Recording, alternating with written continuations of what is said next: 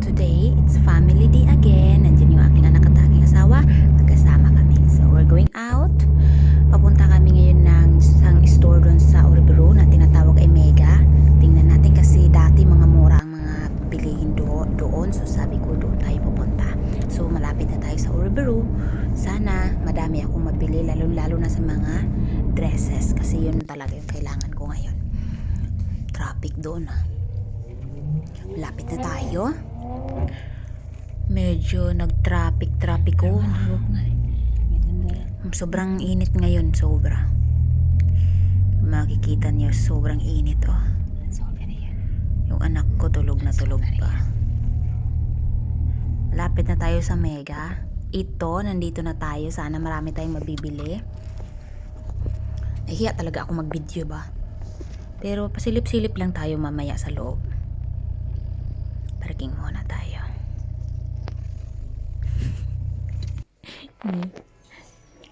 Oh my goodness. Tagaliog maning presyo Tagaliig ang presyo mga loads.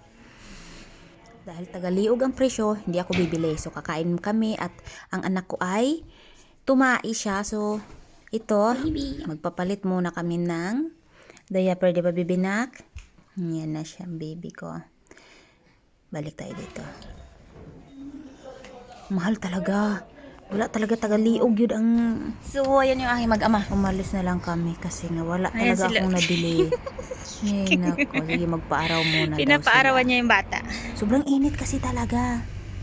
Tapos ang traffic pa. Ay, nako. Punta kami ngayon sa outlet. Pag sinabi kasing outlet, ibig sabihin mga mura ang bilihin. So, tingnan natin. Sana nga makabili na ulit kami. Di ba, love? Ito na. Nandito pa rin kami. Yan, factory outlet. Dito maraming damit na mga mamahalin or mga mura. Pero ganun pa rin. Kung doon sa kabilang tindahan ay taga-liig, ngayon dito naman mawawalan ka na talaga ng liig. Sobrang mahal. Wala na gyud talaga mura ngayon. Sinasabi ko na talaga wala nang mura.